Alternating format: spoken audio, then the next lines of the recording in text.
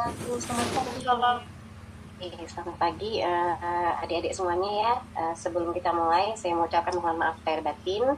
Kalau misalnya dalam kita berinteraksi kemarin ya ada salah kata ataupun perbuatan dari saya. Nah itu juga nanti ke depannya. Jadi namanya juga mungkin guyon tapi mungkin agak sedikit sarkas misalnya ya. Jadi saya mohon maaf.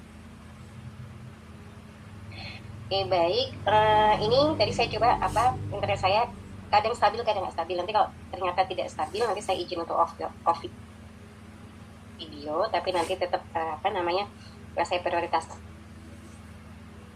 agar nanti perkuliahannya kali dimulai. Alangkah baiknya kita berdoa terlebih dahulu kata diberikan kemudahan dalam saya memberikan ilmu dan kalian mengambil ilmu yang saya berikan. Baik, berdoa, saya persilahkan.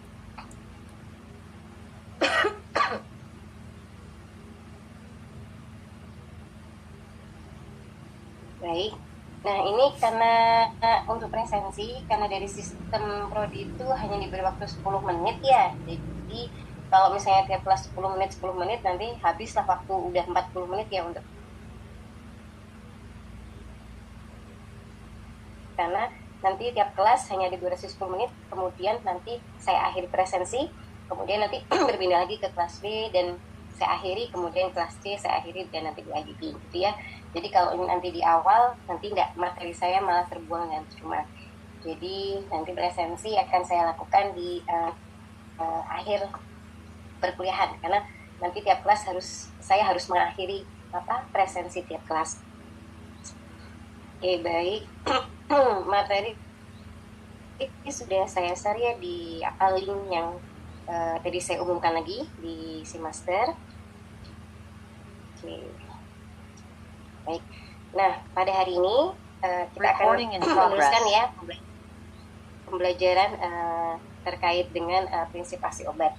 Dan nanti kalau misalnya ada pertanyaan gitu ya langsung saja raise hand, kemudian silakan bertanya, ataupun nanti kalau misalnya saya menjelaskannya terlalu cepat nanti silakan kalian jangan raise hand, langsung diinterupsi saja ya, karena kalau raise hand kadang-kadang saya tidak melihat notif yang ada di Zoom.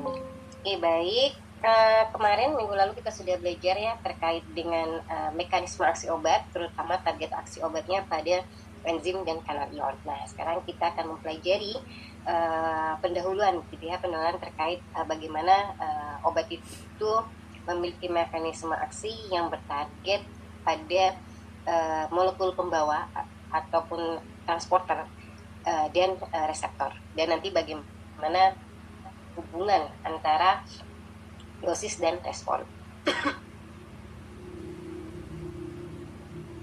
Kita akan belajar terkait dengan molekul pembawa hari ini. Nah, jadi apa sih sebenarnya molekul pembawa itu?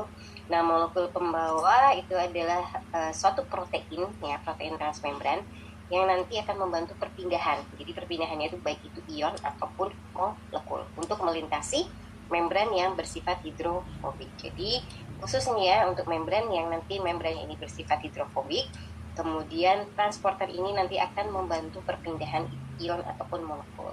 Nah, molekul itu bisa berupa ion yang kita sudah pelajari kemarin, Na, K, Cl atau Ca, ataupun molekul organik misalnya seperti obat dan sebagainya macamnya. Nah, ini protein yang bisa bertindak sebagai transporter itu biasanya memiliki melintasi membran atau kita sebut adalah transmembran. Nah, bekerjanya dengan cara mengubah konformasinya ya. Jadi di mana salah satu sisinya, jadi nanti salah satu sisinya akan berikatan dengan dari molekul atau ion, yang kemudian nanti molekul atau ion itu dibawa dengan cara si transporternya tadi merubah konformasinya ya. Jadi tadi misalnya ini dari ekstraseluler menuju ke intraseluler. Nah, karakteristik dari molekul pembawa, nah ini biasanya tadi ya saya katakan dia bisa melintasi, memfasilitasi transport untuk melintasi membran.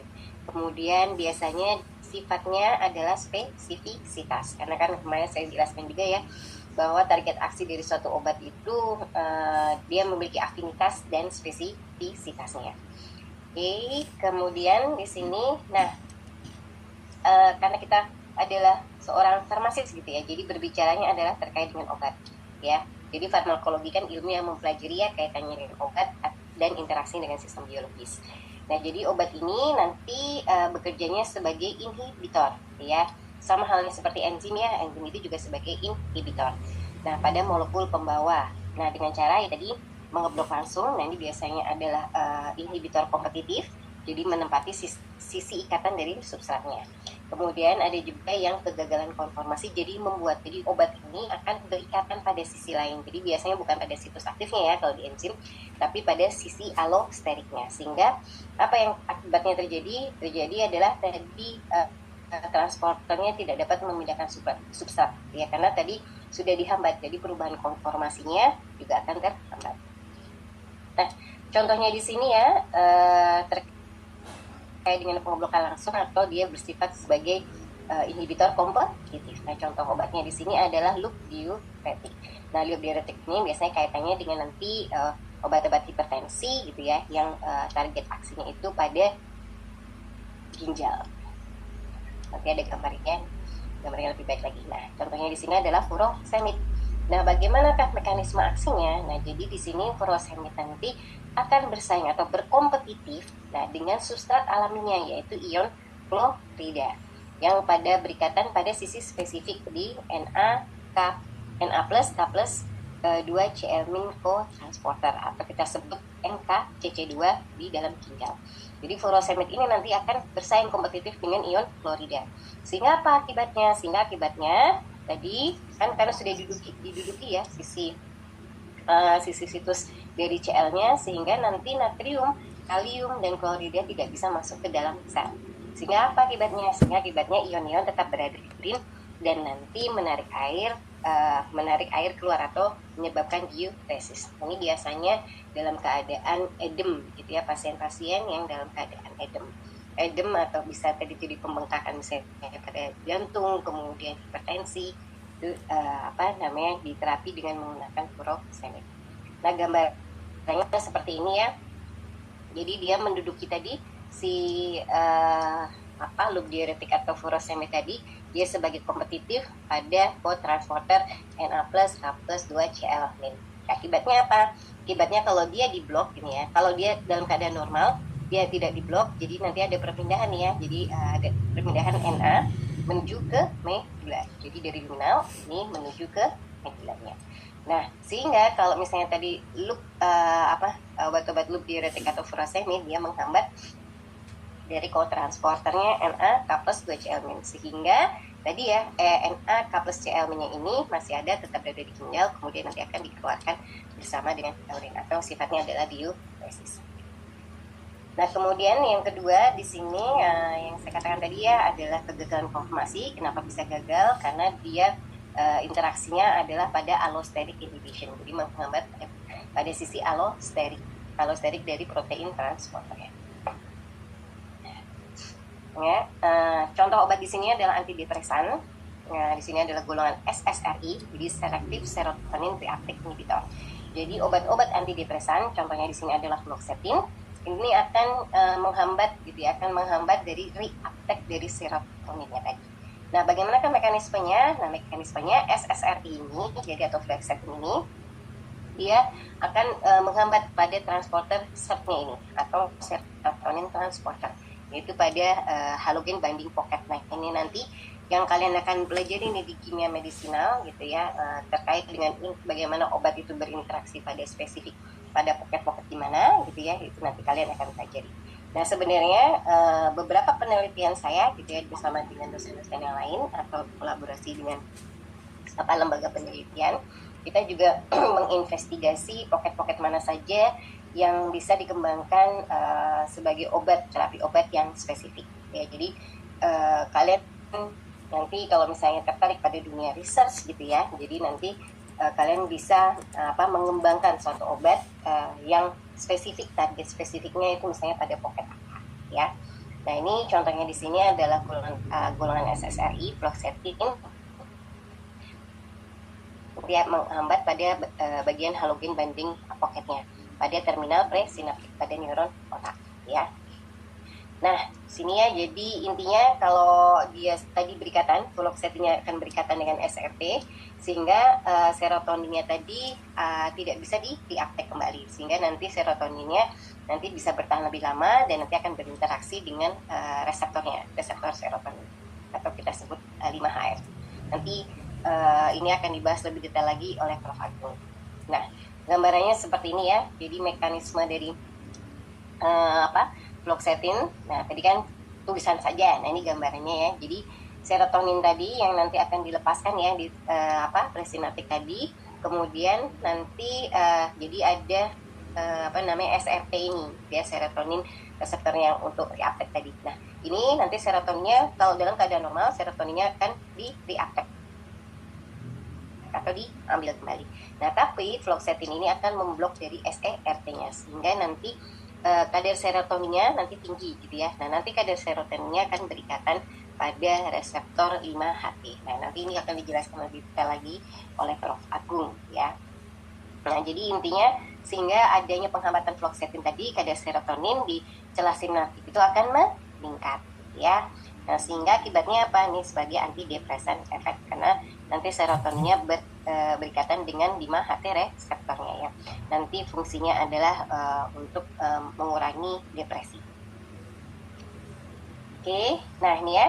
Jadi peranan penting dari molekul pembawa itu nanti bisa dapat sebagai inhibisi, jadi diambat ya obatnya, ataupun nanti beberapa berperan dalam proses transport aktif dan transport pasif. Nah, nanti akan saya jelaskan apakah itu transport aktif dan transport pasif. Nah, ya, jadi ada dua jenis molekul pembawa di dalam sel, itu ada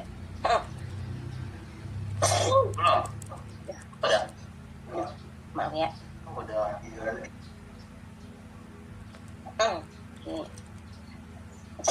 Alhamdulillah, maaf ya. Saya agak pilek nih. Ada dua jenis utama transport tadi ya, ada transport pasif dan transport aktif. Nah, ini ya, jadi tadi yang sudah saya jelaskan apa sih perbedaannya dari transport pasif dan transport aktif. Nah, kalau transport pasif dia tidak memerlukan energi dari dalam sel, sehingga molekul atau ion tadi akan bergerak menuruni gradien konsentrasi. Jadi dari area konsentrasi tinggi menuju ke area konsentrasi yang rendah, gitu ya. Nah, kemudian kalau yang transport aktif, nah ini akan memerlukan energi. Nah, biasanya energinya adalah ATP atau adenosine trifosfat. Mungkin yang sudah kalian pelajari ya di biokimia atau di biologi molekuler, gitu ya, dalam aktivasi dari suatu signal atau transduksi signal pun akan membutuhkan dari ATP atau adenosine trifosfat. Sehingga di sini ya, karena apa? Karena molekul dapat bergerak melawan gradien konsentrasinya, sehingga tadi memerlukan energi. Seperti yang kemarin saya sudah jelaskan ya di kanal ion kemarin. Nah, kanal ion itu ada juga yang Na K plus ATPS gitu ya. Jadi yang akan memindahkan, tadi kan Na yang harusnya di ekstraseluler, dia di intraseluler terlalu banyak, kan harus dikeluarkan atau dikembalikan dalam keadaan homeostatis, kan harus dikeluarkan menuju ke ekstraseluler, sehingga ini membutuhkan yang namanya tadi kotransporter atau molekul pembawa. Nah, molekul pembawanya ini sifatnya yang transport aktif karena dia memerlukan ATP, sehingga nama transport pembawanya atau kotransportnya tadi adalah Na K plus ATPS ya, karena membutuhkan ATP adenosine trifosfat. Nah, contohnya di sini ini adalah transport glukosa atau GLUT-S. Nah, ini nanti akan dibahas lebih detail lagi oleh Prof.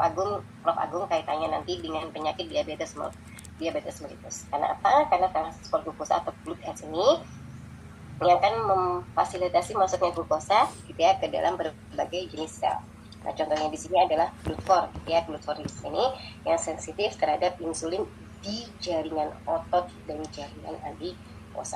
Nah, ini kemarin mahasiswa saya yang S1 meneliti di beberapa transporter GLUT ya. GLUT ada GLUT4 dan GLUT12 atau GLUT12. Nah, ternyata GLUT4 dan GLUT12 ini akan berperan terhadap adanya kadar gula di dalam darah. Nah, ini penelitiannya kemarin anak-anak S1 gitu ya. Walaupun yang GLUT12 ternyata hasilnya negatif, tapi bisa dipublikasikan. Jadi mahasiswa saya yang S1, alhamdulillah mereka lulus dengan membawa satu publikasi. Kemudian salah contoh yang lainnya adalah transporter anion gitu ya. Jadi memfasilitasi pertukaran ion-ion negatif. Nanti kita akan bahas. Ya, jadi tadi transport yang pasif, transport pasif. Yang transport pasif tadi kan tidak memerlukan energi gitu ya, karena dia akan bergerak dari konsentrasi tinggi menuju konsentrasi rendah. Oke. Nah, kemudian, biasanya mengapa diperlukan transport aktif? Nah, biasanya adalah molekul yang mempunyai polaritas yang sangat besar gitu ya, seperti glukosa tadi ya, fruktosa dan asam amino, sehingga tadi membutuhkan transport pasif. Nah, nanti kita akan bahas satu persatu di sini ya. Jadi nanti ada yang namanya gap ion channel, anti-porter ataupun syn-porter, ataupun nanti ada anti-porter juga. Jadi nanti kita akan bahas secara pelan-pelan. Nah, kemudian selain itu tadi yang pasif, selain itu ada transport ion ya, seperti Na, K+, Cl, dan Ca2+. Nah, ini tadi contohnya ya, ada transporter glukosa, kemudian transporter nukleosida, karena memfasilitasi ya tadi pengambilan nukleosida atau basa, nitrogen, dan gula. Nah, ini peranannya untuk sintesis DNA dan RNA ke dalam sel. Nah, ini mungkin kalian di biologi molekuler sudah dipelajari ya, apa itu nukleosida, bagaimana proses sintesis DNA dan RNA. Ternyata mereka juga membutuhkan suatu transporter nukleosida. Nah, kemudian di sini ada juga transporter anion yang tadi saya sudah jelaskan ya, jadi pertukaran anion Cl ataupun bikarbonat. Nah, ini salah satunya nanti ada ketika di obat-obat yang targetnya di asam lambung. Oke, nah ini juga beberapa transporter asam amino. Oke, nah ini karena dia besar ya polaritasnya, polarnya.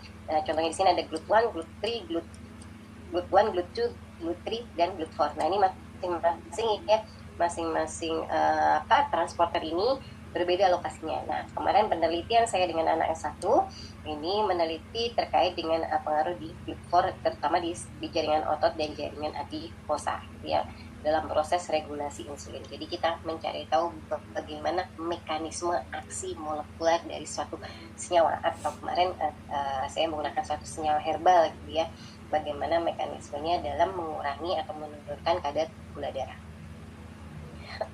Alhamdulillah.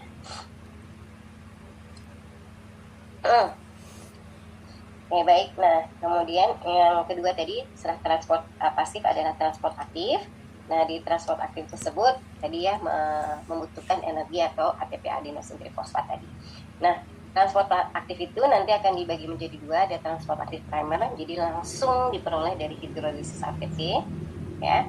Contohnya tadi Na, K+ ATPase. Nah, kemudian juga ada transport aktif sekunder atau sebagai co-transporter.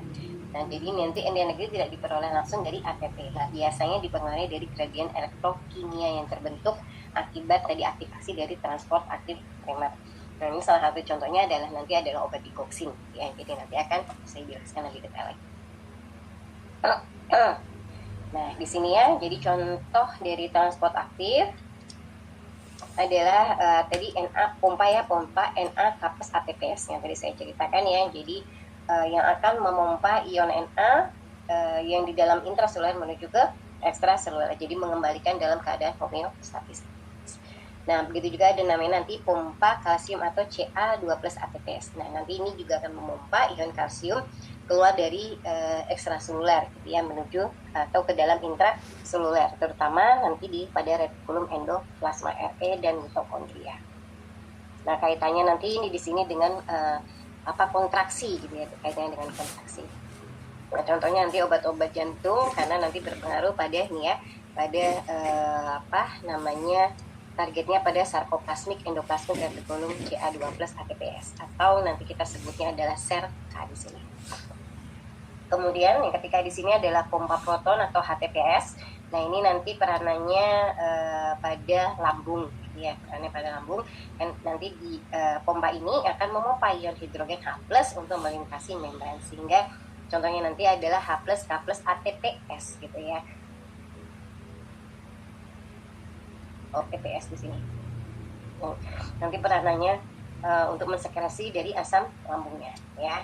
Nah, kemudian ada ABC transporter. Nah, ABC transporter ini termasuk dari penelitian saya ketika saya S2 ya, meneliti ternyata ABC transporter ini berpengaruh terhadap influx atau pengeluaran dari suatu obat, sehingga adanya influx dari suatu obat tersebut misalnya dari intraseluler menuju ke ekstraseluler mengakibatkan adanya proses resistensi dari suatu obat. Jadi kok bisa sih obat itu ada, misalnya nanti kalian mempelajari gitu ya di semester atas, mempelajari kok bisa sih suatu pasien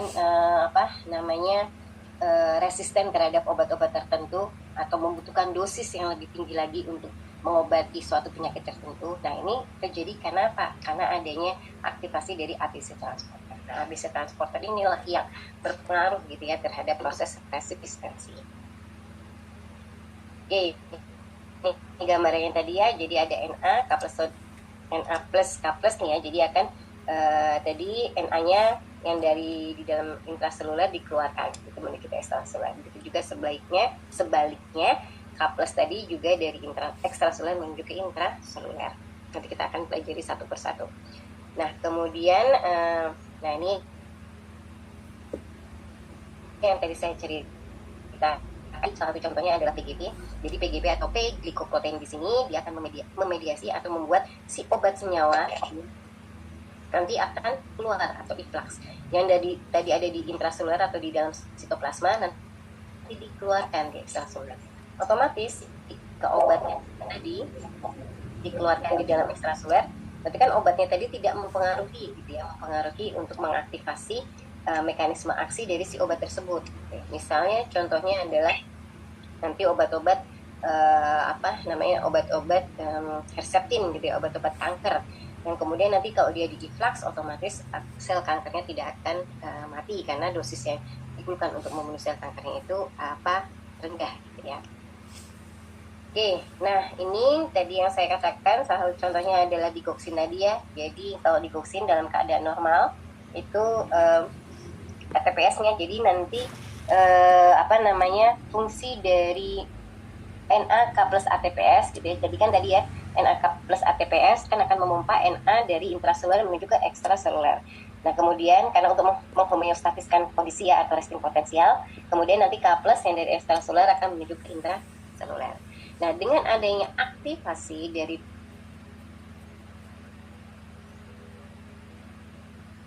NAD bisa mengaktifasi pompa dari NACA atau Essenger.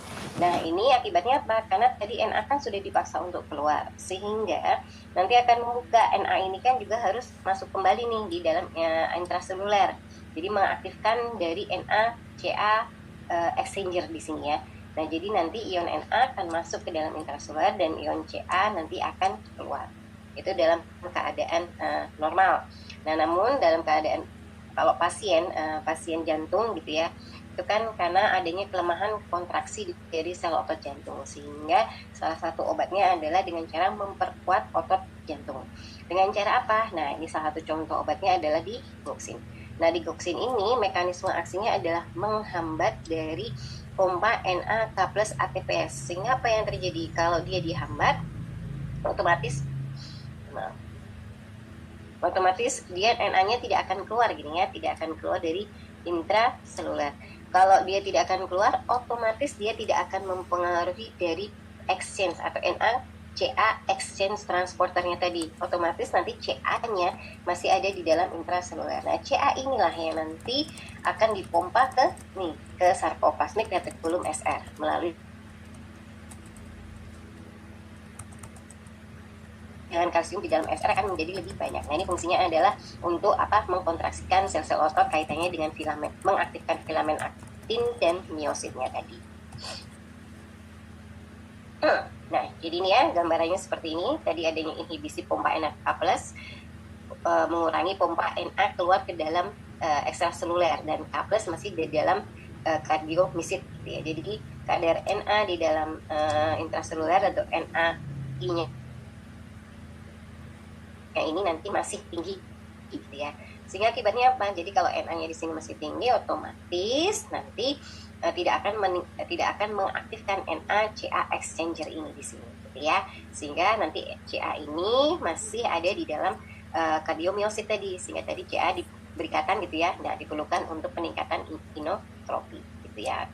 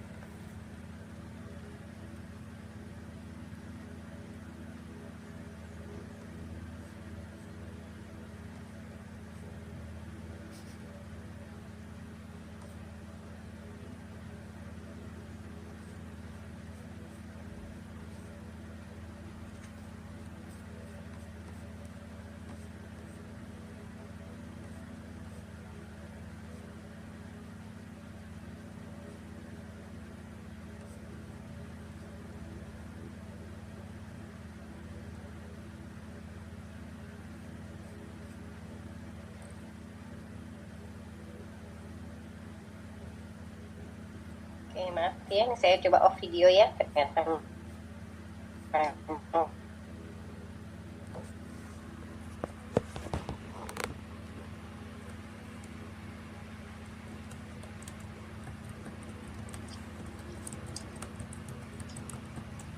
Oke. Misi Ibu, Ya. boleh diulang Sudah dari yang transporter 2 antiport tidak Ibu? Soalnya tadi hilangnya di situ Ibu. Oh, di mana? Di bagian mana? Oh, Transporter. Iya Ibu. Oke. Ini ya. Ini saya ulang lagi di sini. Jadi tadi sebenarnya kurang lebih kan sudah saya ceritakan di sini ya, kurang lebih nanti hampir sama di sini. Intinya di digoxin atau digitalis gitu ya. Digoxin atau digitalis dia mekanismenya adalah menghambat dari pompa NAK plus ATPS, sehingga tadi apa, Na di dalam ekstraseluler tidak akan dikeluarkan, sehingga nanti kalau misalnya Na-nya tidak dikeluarkan, otomatis nanti akan mengurangi aktivitas dari Na plus Ca2 plus exchangernya tadi, atau kita sebut biasanya NCX-nya di sini, sehingga otomatis nanti meningkatkan dari Ca2 plus di intraseluler atau Ca-nya, jadi dia akan meningkat, sehingga peningkatan ini akan meningkatkan dari kontraktilitas dari otot jantung. Nah, kaitannya nanti juga dengan saraf otonom itu adalah efeknya chronotropik negatif atau adanya penurunan denyut jantung, sehingga obat-obat digoxin ini biasanya memang digunakan spesifik untuk misalnya kelainan atau ada kelainan irama jantung ya, denyut jantung ataupun adanya kontraktilitas pada sel otot jantung. Kan jantung kan diperlukan ya untuk kontraksi ya. Nah kalau di dalam pasien yang menggunakan di otot jantung. Oke. Ini karena kemarin ayah saya juga menderita aritmia sama gangguan di jantung, sehingga sampai pasang alat ya, pacemaker untuk meningkatkan kontraksi otot jantung. Oke, baik. Kemudian di sini selanjutnya adalah di pompa kalsium Ca. Nah, pompa kalsium Ca ini dia fungsinya ya namanya juga pompa kalsium Ca. Jadi fungsinya adalah memompa atau menjaga konsentrasi kalsium di dalam intraseluler ya, agar tetap rendah. Dimana kita ketahui ya kalau Ca itu kan dia ada di dalam ekstraseluler. Nah, jadi walaupun ada perpindahan Ca di dalam, nanti menjaga biar dia tetap rendah. Oke, nah di sini di sini aja. Oke, nah ini ya, jadi protein Ca tadi terdapat pada permukaan retikulum endoplasma dan membran sel, kemudian tadi mengkatalisis dari transport dari Ca untuk keluar dari sitosolnya. Ya, intinya pompa ini penting untuk menjaga agar kadar Ca2+ itu tetap rendah. Nah, tergantung ya dari kondisi dari pasiennya sebenarnya. Oke, kemudian selanjutnya di sini ada pompa proton atau H plus ATPS. Jadi namanya juga pompa H plus, jadi akan memompa ion hidrogen untuk melintasi membran. Nah, peranannya dia biasanya berada di lingkungan asam di bagian lisosom. Nah, kita kan kemarin berbicara target aksinya pada tingkat seluler ya. Nah, ini sebenarnya adalah pada lisosomnya. Dan nanti berperan pada sekresi asam lambung oleh sel parietal di lambung. Jadi pompa proton H+ ini akan berperan terhadap sekresi asam lambung. Oke, nah jadi nanti di lambung itu nanti ada pompa proton yang namanya H+ ATPS. Nah, fungsinya apa? Fungsinya nanti merupakan dia adalah pompa antiport ya, yang akan mentransport ion H+ keluar dari sel parietal menuju ke rongga lambung. Nah, nanti kalau ion H+ masuk ke dalam sel parietal gitu ya, menuju ke dalam keluar dari sel parietal menuju ke rongga lambung, nanti akan bertukar dengan ion K+ gitu ya. Ini adalah proses homeostatis. Nah, nanti target obat-obatnya salah satunya adalah omeprazol. Kalau ada yang pernah konsumsi atau mendengar omeprazol, itu adalah obat dengan target mekanisme aksinya dan sebagai proton pump inhibitor atau kita sering tersebut adalah PPI. Nah, ini golongan prazol ya, jadi ada omeprazol, lansoprazol, dan rabeprazol. Nah, di sini namanya adalah targetnya adalah sebagai proton pump inhibitor, jadi menghambat dari H+, K+ ATPase-nya tadi. Nah, gambarannya seperti ini ya. Nah, tadi kan ya, jadi di sini ada namanya pompa proton tadi ya, H+ K+ ATPase ya, yang akan memompa H+ menuju dari sel parietal menuju ke rongga lambung. Kemudian K+ yang dari rongga lambung nanti menuju ke parietal lambung. Nah, ini sama ya. Jadi nanti kalau misalnya tadi aktif H+, K+ ATPase-nya aktif, nanti akan mengaktifkan pompa proton yang lainnya, yaitu HCO3, HCO3- dan Cl- ya. Jadi nanti HCO3 akan dikeluarkan ke cairan intestinal, dan Cl- ini nanti akan masuki ke sel parietal yang kemudian nanti akan membawa Cl ini ke dalam rongga lambung. Nah, kemudian karena tadi kan H+-nya, gitu, H+-nya kan tadi ke rongga lambung. Nah, H+ ini kan salah satunya bisa mengakibatkan Nah, H+ ini kan tadi bisa mengiritasi lambung ya. Nah, H+ ini kan bisa H+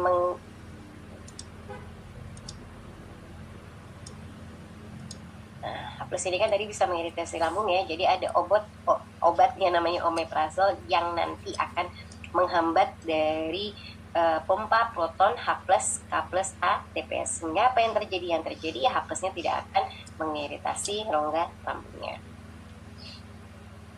Oke, ya, ini hanya gambarannya tadi bagaimana mekanismenya. Jadi tadi pompa ini tadi ya, pompa H+ ATPase itu fungsinya ini kalau secara normal ya, nanti akan bertanggung jawab terhadap sekresi asam lambung ke dalam lumen lambung gitu ya. Jadi memompa ion H+ keluar dari sel parietal menuju ke lumen, kemudian memompa ion K+ masuk ke dalam sel gitu ya.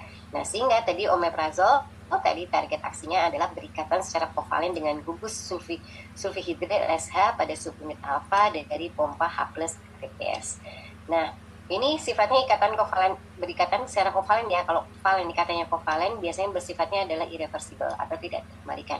Nah, terus bagaimana dong untuk, kan harusnya tubuh kan tetap nanti ada ion-ion yang dibutuhkan ya, H+ misalnya dalam lambung juga dibutuhkan kan, karena untuk mendegradasi makanan. Nah, ini nanti dalam tubuh itu akan menghasilkan kembali gitu ya, menghasilkan kembali dari pompa proton H+ ATPase. Oke. Nah, kemudian tadi, nah ini kaitannya ya pompa proton H+ ATPase. Kalau tadi di Cooksin tadi dengan NAK dengan exchangernya adalah NaCa exchanger berkaitan. Nah, kalau pompa H+ ATPase yang tadi saya ceritakan kaitannya dengan tadi kanal klorida ya, memfasilitasi perpindahan Cl menuju ke lumen lambung. Kemudian juga tadi mempengaruhi terhadap kanal kalium ya, jadi mengeluarkan K tadi dari kembali ke lumen. Kemudian tadi juga mempengaruhi adanya transporter HCO3 Cl-. Jadi mengeluarkan HCO3 ke dalam darah, kemudian memasukkan Cl tadi ke dalam sel parietal. Oke, nah ini ya tadi gambarnya sudah saya jelaskan di sini juga. Jadi tadi K+ ATPase atau pompa di sel parietal lambung kalau dipacu terus, akibatnya ion H+-nya akan masuk ke dalam rongga lambung sehingga akan mengiritasi lambung. Nah, obatnya yang menghambat dari pompanya adalah omeprazol. Oke, baik. Nah, ini jenis-jenis dari transfer. Nanti yang pertama ini adalah Symport. Jadi kalau Symport ini adalah menggunakan gradien elektrokimia dari sel ion untuk mengangkut ion lainnya dalam lintasi membran. Nah, contohnya di sini adalah Symport dari glukosa Na. Ya, jadinya ada aktivasi Na ini yang nanti akan mengaktifasi dari Symport glukosanya atau GLUT1 ataupun GLUT4. Nah, satu obatnya di sini nanti yang Symport ini adalah sebentar ya, maaf sebentar.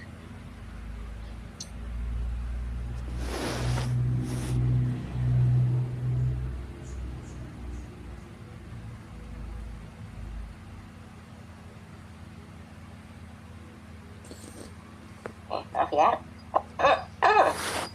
Nah ini ya, jadi nanti golongan-golongan obat yang targetnya pada Symport, contohnya ini adalah obat-obat hipertensi. Nanti ada tiazid, manituldiuretik ataupun amyloid atau triamteran atau spironolakton. Nah, biasanya yang kita untuk terapi ini adalah terapi spirolakton. Nah, ini ya gambarannya. Ini kan tulisan semua nih. Nah, bagaimana sih gambarannya di sini? Nah, kita harus tahu dulu. Jadi di ginjal ini ada bagian-bagiannya ya. Ada bagian glomerulus, kemudian ada proximal di sini proximal tubulus, kemudian ada lobe Henle yang tadi saya ceritakan salah satu target obatnya adalah furosemid. Kemudian ada distal tubul juga, kemudian ada collecting duct yang nanti akan mengeluarkan urin gitu ya, mensekresikan urin. Nah, kemudian ini ada bagiannya ya di sini. Nah, jadi kalau di dalam ginjal, ini gambaran ginjal. Kalau yang di luar ini gitu ya, itu adalah korteks. Jadi bagian tadi ya, bagian glomerulus, kemudian proximal dan distal itu berada di dalam korteks. Sedangkan tadi lobe Henle dan collecting duct ini nanti ada di bagian medulanya.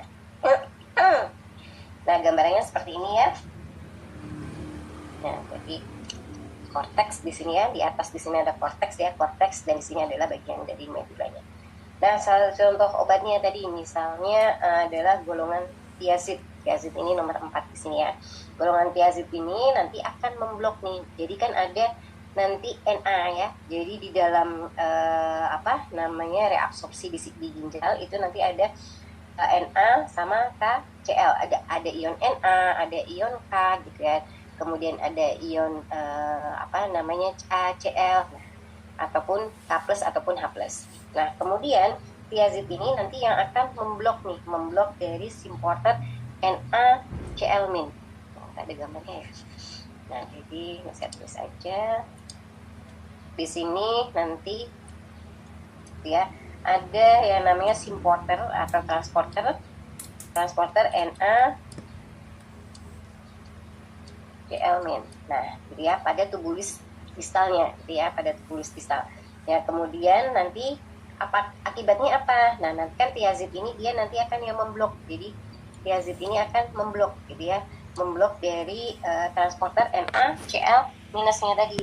Sehingga akibatnya apa? Akibatnya nanti akan menghambat reabsorpsi Na dan Cl ke dalam darah. Jadi ini karena dihambat, jadi tidak terjadi reabsorpsi Na dan Cl ke dalam darah, sehingga efeknya apa? Efeknya adalah diuresis. Jadi nanti NaCl-nya nanti akan dikeluarkan, ya, bersama dengan urin.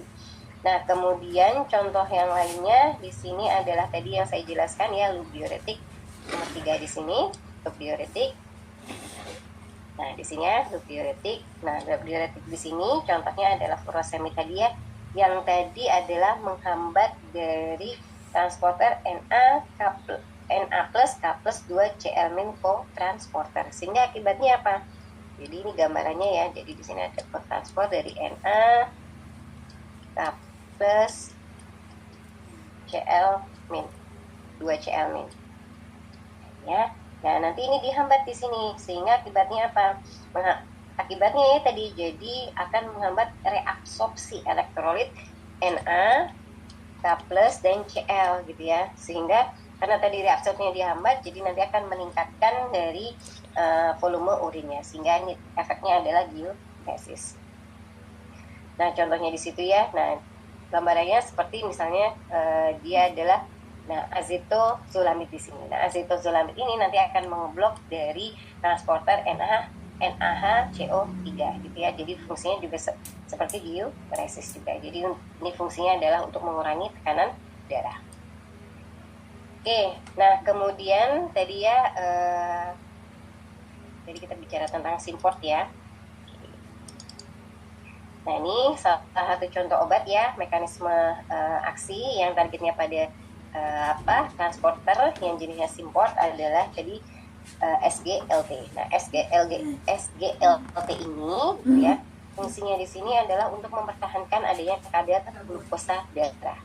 Nah, gitu ya. Jadi mekanisme obatnya nanti adalah dia menghambat. Jadi contoh obatnya di sini adalah canagliflozin, dapagliflozin, dan empagliflozin. Jadi golongan dari glifosinnya tadi.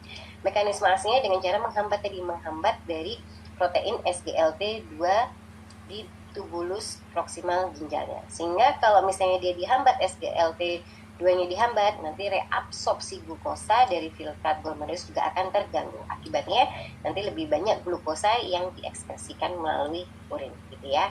Sehingga tadi efeknya adanya peningkatan ekspresi glukosa menyebabkan adanya penurunan kadar glukosa, gitu ya.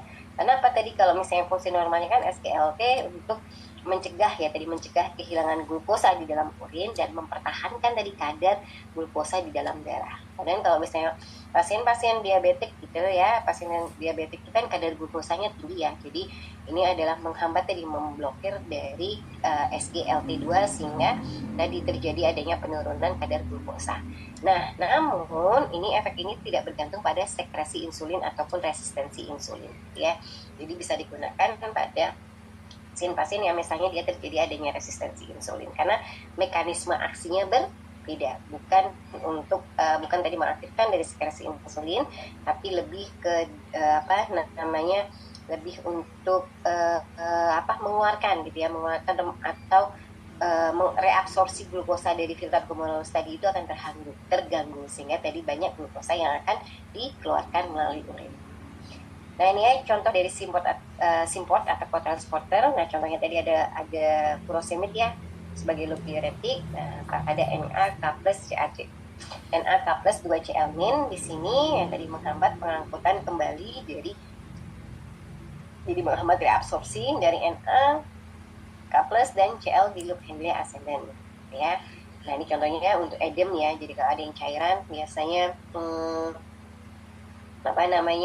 pasien-pasien tensi yang hipertensi yang misalnya kakinya sampai bengkak ya.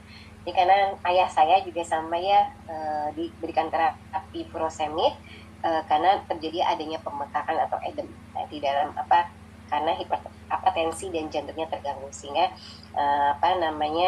ada edem dalam tubuh sehingga harus dikeluarkan gitu ya. Nah karena ini kan efeknya adalah tadi diuresis gitu ya, jadi obat-obat furosemid ini cocok untuk nanti diterapi atau digunakan ketika pagi hari. Karena kalau misalnya malam hari nanti khawatir mengganggu mengganggu istirahat karena kan terasa pengen ke kamar mandi. Kalau pagi kan kamar mandi kan karena memang sudah pagi ya aktivitas ya, jadi biasanya digunakan ketika pada pagi hari gitu ya.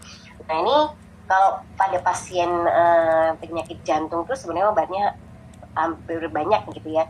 Nah nanti karena banyak kita juga harus tahu nih ada nggak interaksi antar obatnya dan bagaimanakah adakah efek sampingnya kayak gitu ya. Jadi misalnya contohnya tadi furosemid efek sampingnya dia diuresis ya, jadi berarti harus dikonsumsinya atau diterapinya pada pagi hari, jangan pada malam hari ya. Jadi itulah nanti peranan kalian sebagai apoteker gitu ya, at least bisa memberikan edukasi pada keluarga kalian gitu ya, atau Recording stopped.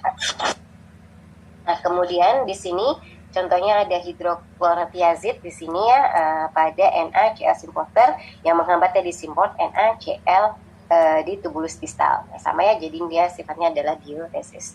Nah, tadi golongan glifosin ya, tadi adalah inhibitor SGLT2, jadi menghambat reabsorpsi dari glukosa. Oke, kemudian yang kedua di sini ada antiport. Nah, antiport di sini jadi transporter yang menggunakan gradien elektrokimia dari satu ion untuk menggerakkan ion lainnya dalam melintasi membran sisi lainnya. Oke, langsung saja kita ke contohnya ya biar lebih mudah. Nah, contohnya tadi adalah yang sudah saya ceritakan adalah digoxin ya. Digoxin tersebut tadi kan adanya penghambatan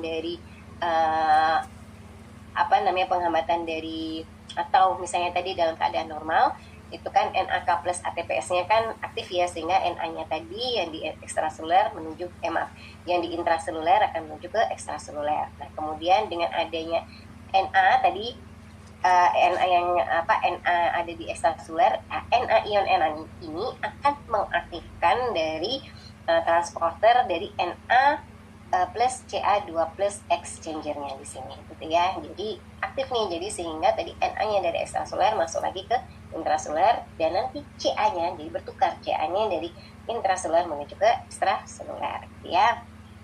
Oke. Nah, kemudian di sini obat lainnya di sini adalah amyloid. Nah, ini amyloid di sini juga dia menghambat pada NaH plus exchanger. Jadi ada pertukaran ion natrium dan hidrogen. Nah, ya, jadi ini juga sifatnya adalah diuresis.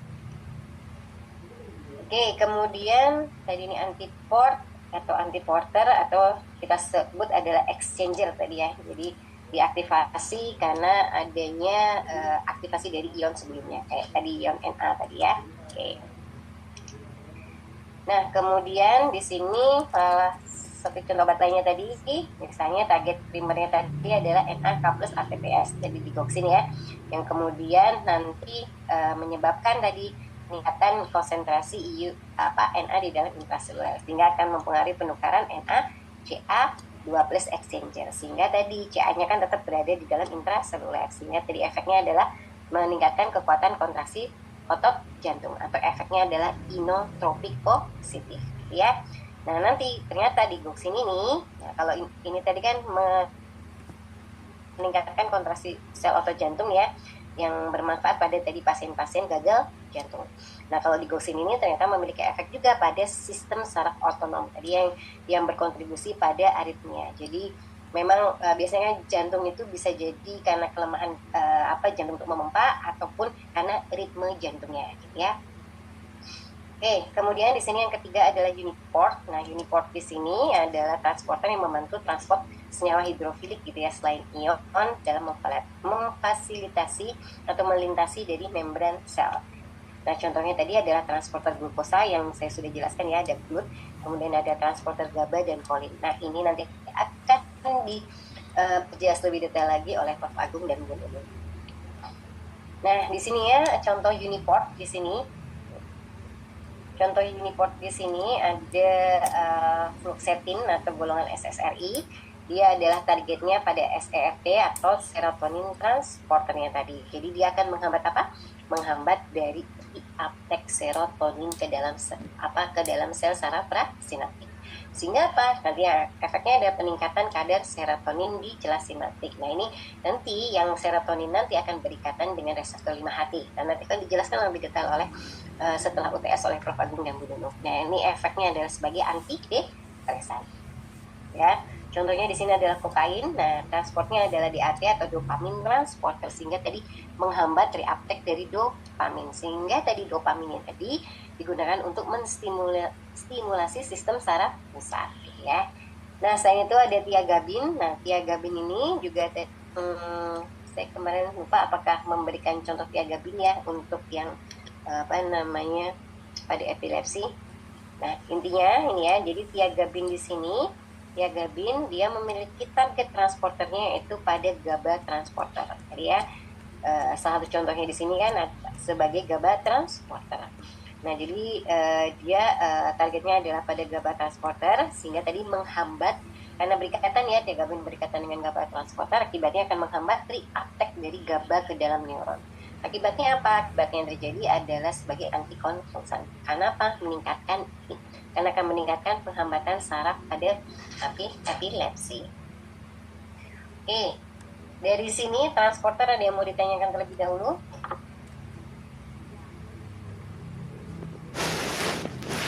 Kalau tidak ada, saya lanjutkan ke reseptor ya. Nah, jadi mungkin kalian di biomol sudah mempelajari ya apa itu reseptor atau di biokimia. Jadi reseptor itu adalah suatu makromolekul. Yang kemarin saya juga sudah jelaskan ya, sedikit-sedikit saya jelaskan bahwa dia adalah suatu makromolekul ya, yang nantinya bisa berikatan langsung dengan agonis atau ligannya. Nah, agonis atau ligannya ini bisa berupa obat, hormon, ataupun neurotransmitter ya. Jadi reseptor ini gitu ya nanti akan berikatan. Biasanya ini reseptor ada di salah satunya di transmembran ya. Transseluler. Nah, di reseptor transmembran ini nanti reseptornya nanti akan berikatan dengan agonisnya gitu ya, agonisnya atau ligannya yang kemudian nanti bisa mengaktifkan transduksi signal ya. Nah, jadi memicu dari signaling kimia ya. Jadi nanti transduksi signal itu kemarin kalau misalnya kalian mempelajari biokimia biologi molekuler, ada terjadinya proses fosforilasi.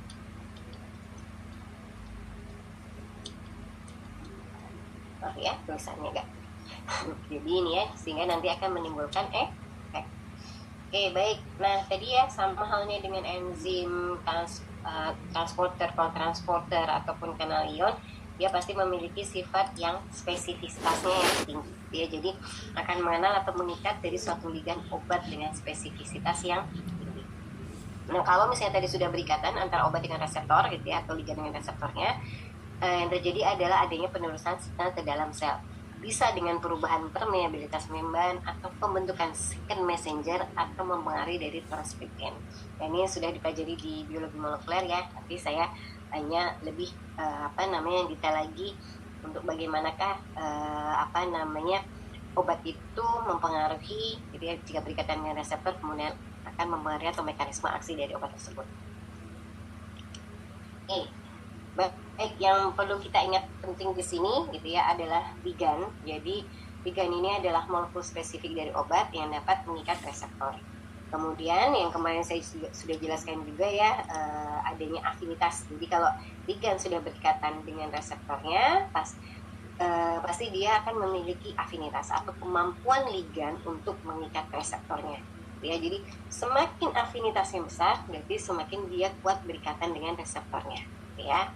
Nah, nanti kalian di kimia medisinal nanti oleh Bu Okta mungkin ya akan mempelajari terkait dengan dinamik, jadi dinamika obat dengan reseptornya itu berikatan. Jadi ini mahasiswa S3 saya juga ya, sama lagi tesis, dia ingin mengetahui bagaimana dari suatu obat itu berikatan dengan reseptornya. Jadi bagaimanakah dinamikanya. Jadi dinamikanya itu dilihat kalau dia sudah berikatan, apa yang terjadi, apakah dia mudah dengan lepas. Jadi misalnya dalam berapa sekian second atau berapa sekian menit, apakah obat tersebut akan lepas ya. Jadi apakah obat tersebut sifatnya irreversible ataukah obat tersebut bersifatnya reversible. Apakah dalam pengikatannya tadi ya, pengikatan obat ke ligannya, apakah mempengaruhi tadi transduksi signalnya, yang itu dipelajari ya. Jadi di dinamika, jadi dynamic dari adanya ikatan reseptor dengan ligan dengan reseptornya. Nah, nanti kalau kalian tertarik gitu ya, penelitian tersebut sebenarnya sangat menyenangkan ya, karena menggunakan komputasi dan kita hanya melihat, oh ini dinamikanya seperti ini, oh dia mudah terlepas, oh dan segala macamnya. Nah dari situ kita bisa mengembangkan, kalau misalnya suka riset ya, penelitian, jadi bisa mengembangkan dari suatu obat gitu ya, dinamika dari suatu obat yang berikatan misalnya dengan reseptornya. Oke. Nah ini yang kemarin saya katakan juga, jadi obat itu memiliki efikasi. Jadi efikasi ini adalah perubahan atau efek maksimal Recording in progress. dihasilkan oleh suatu obat. Nah, jadi nanti kalian bisa memiliki tadi ya, harus tahu obat itu bagaimana afinitasnya dan bagaimana efikasinya. Nah, analoginya seperti kunci dan gembok ya, jadi obat dengan reseptor seperti kunci dan gemboknya. Oke. Nah, ya jadi intinya reseptor ini dalam farmakologi, karena reseptor tadi adalah suatu molekul protein, di mana protein kan tersusun dari asam amino ya, yang nanti akan mengenali dan berikatan dengan molekul signal spesifik atau ligannya tadi, sehingga akan memicu respons biologis di dalam sel, atau tadi memicu dari aktivasi gitu ya, dari transduksi signal. Apakah dia akan memfosforilasi ya, yang kemudian akan mengaktifasi dari gen-gen lainnya. Oke, ini ya. Oke, ini reseptor tadi ya, ligannya tadi bisa termasuk hormon, neurotransmitter, sitokin, faktor pertumbuhan, bahkan obat ikatan. Oke, baik tadi ya, jadi intinya tadi ligan akan berikatan spesifik pada reseptornya atau binding site-nya. Kemudian nanti akan mengaktifkan dari transduksi signal gitu ya, dimana nanti signal ekstraseluler dirubah menjadi sinyal intraseluler seperti ini. Jadi molekul berikatan dengan reseptornya sehingga akan mengaktifkan transduksi signal gitu ya, signal transduction pathway, yang kemudian nanti akan bisa menghasilkan respon tadi. Nah tadi signaling transducing pathway biasanya terjadi karena adanya aktivasi atau fosforilasi di dalam protein. Ini sama ya. Jadi intinya kalau kalian mempelajari mungkin di biologi molekuler gitu ya, dipelajari terkait dengan mekanisme aksinya. Contohnya di sini ada glukosa berikatan dengan glut, kemudian nanti akan kemudian nanti ada protein yang mempengaruhi adanya glut trafficking. Jadi glut-4-nya ini dibawa gitu ya di Heisel, kemudian nanti bisa mengaktifkan dari peranannya, misalnya mengaktifkan dari kadar gula di dalam darah. Nah, contohnya misalnya di sini yang lebih kompleks ya, di sini misalnya ada adenopektin reseptor. Dia kalau misalnya sudah teraktivasi akan mengaktifasi dari CA2+ yang kemudian nanti mengaktifasi dari protein CAMKK gitu ya, yang kemudian nanti mengaktifasi di sini AMK dan sebagainya macamnya, sehingga nanti akan memodulasi transduksi signal yang lainnya. Atau besok kita akan mempelajari ya terkait dengan reseptor tirosin kinase, di mana reseptor tirosin kinase ini akan memfosforilasi adanya aktivasi RAS, kemudian bisa mengaktifasi PI3K, kemudian AKT mengaktifasi AKT, dan ternyata AKT ini bisa menghambat dari protein TSC2 ya, dan seterusnya gitu ya. Jadi ini yang di biologi molekuler pelajari ataupun di farmakologi gitu ya, kita akan mempelajari farmakologi dari satu obat untuk mempengaruhi transduksi signal yang kemudian nanti bisa memberikan efek. Nah, nanti di farmakologi kedua, jadi di semester depan nanti kita akan mempelajari lebih detail terkait dengan aktivasi transduksi signal dari suatu obat yang kaitannya dengan penyakit. Jadi ini saya hanya untuk pengenalan terlebih dahulu ya. Oke. Baik, ini tadi ya sudah peningkatan ligan, terjadi perubahan konformasi, mengaktifasi jalur signal dan memberikan respon. Oke, nah di sini ya, jadi reseptor, jadi jenis-jenis reseptor. Jenis-jenis reseptor berdasarkan dari lokasinya. Jadi ada reseptor transmembran yang tadi saya katakan berada di antara permukaan ya, ekstraseluler dan intraseluler. Kemudian ada juga reseptor yang terhubung dengan kanal ionotropik. Nah, contohnya di sini nanti adalah reseptor GABA A, reseptor glutamat. Nah, nanti akan dibahas lebih detail lagi setelah UTS, Prof. Agung dan Bu Nunung. Jadi intinya reseptor ini akan membentuk atau mengontrol kanal ion, ya, sehingga akan terjadi perubahan konduktivitas dari membran. Nah, kemudian di sini ada seperti kemarin yang saya contohkan pada pasien diabetes ya, pada obat diptosin kalau tidak salah, itu akan berikatan dengan surwan yang kemudian tadi akan menghambat dari kanal ion K+, gitu ya. Oke, nanti mungkin kalian bisa flashback kembali di pertemuan sebelumnya. Nah, selain itu juga ada ini ya reseptor intraseluler. Nah, kalau reseptor intraseluler itu biasanya ada di dalam sel atau di sitoplasma. Nah, contohnya adalah reseptor steroid ya, atau hormon-hormon. Nah, kemudian ada juga reseptor terhubung dengan protein G atau metabotropik. Nah, besok kita akan belajar sedikit terkait dengan reseptor yang terhubung dengan protein G. Contohnya di sini adalah reseptor adenergic dan reseptor dopaminergic. Kemudian juga ada reseptor tirosin kinase tadi yang saya berikan contohnya transduksi signalnya. Nah, reseptor ini memiliki aktivitas tirosin kinase dan memfosforilasi dari protein, gitu ya. Fosforilasi protein di downstreamnya sehingga nanti bisa memberikan efek. Nah, nanti kita besok akan mempelajari terkait dengan reseptor terhubung dengan protein C dan reseptor tirosin kinase. Nah, ini reseptor berdasarkan mekanisme kerjanya ya. Jadi ada reseptor ionotropik. Ini yang biasanya berkaitan langsung melalui kanal ion. Kemudian reseptor metabotropik. Nah, metabotropik ini tidak langsung ya, jadi melalui protein G. Kemudian ada reseptor tirosin kinase yang akan kita bahas minggu depan. Nah, di sini contoh reseptor ya. Jadi karena kemarin saya S3 mengambil terkait dengan sistem imun, jadi saya mempelajari terkait dengan reseptor-reseptor sistem imun. Nah, contohnya di sini adalah reseptor patogen recognition receptor. Jadi reseptor yang mengenali molekul umum pada patogen. Jadi jadi reseptor apa saja sih yang bisa dikatakan dengan si virus gitu ya, virus dari COVID-19. Nah, ini nanti kita akan bahas lebih detail di farmakologi 2 gitu ya. Kemudian juga ada reseptor seperti TOL atau toll-like reseptor gitu ya, ini akan mengenali berbagai patogen. Kemudian ada juga Cardiac, ini kaitannya untuk peranannya sebagai spesifik pada sel kanker ya, ataupun nanti sel misalnya bakteri di dalam sel. Nah, jadi dulu saya ketika S3 mempelajari terkait transduksi signal di sini ya, transduksi signal terhadap immune respon. Oke ya, jadi ini sudah saya jelaskan tadi ya perbandingan reseptor inotropik dan metabotropik. Nah, tadi inotropik langsung pada kanal, metabotropik itu pada melalui protein G ataupun second messenger.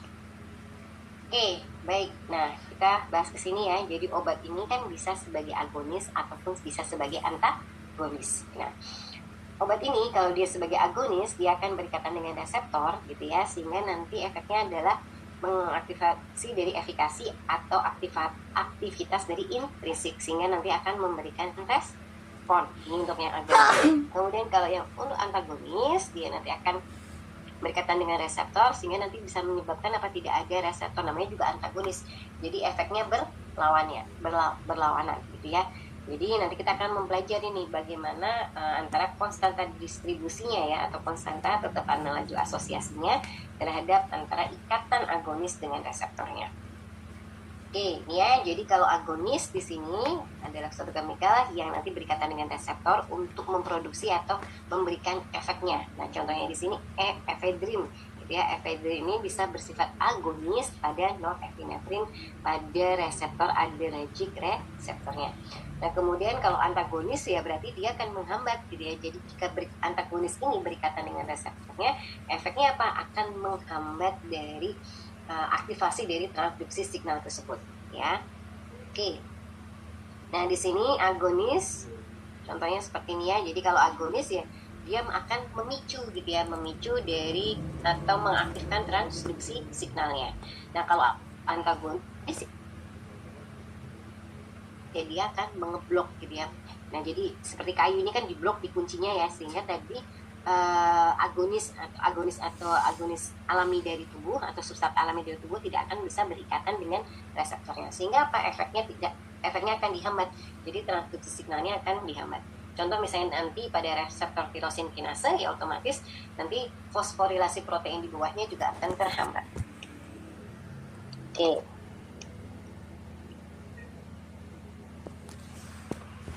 Ya.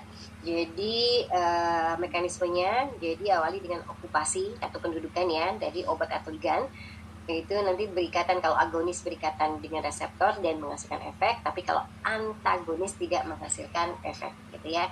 Nah, efek yang ditimbulkan ini bisa sebanding dengan jumlah reseptor yang berinteraksi dengan obat, atau juga bisa sebanding dengan kompleks obat reseptor yang terbentuk gitu ya. Jadi tergantung dari jumlah reseptor yang berinteraksi. Jadi di dalam tubuh itu bisa jadi reseptornya itu banyak gitu ya, sehingga seberapa kuat tadi ligannya tadi atau obat untuk berinteraksi dengan obatnya.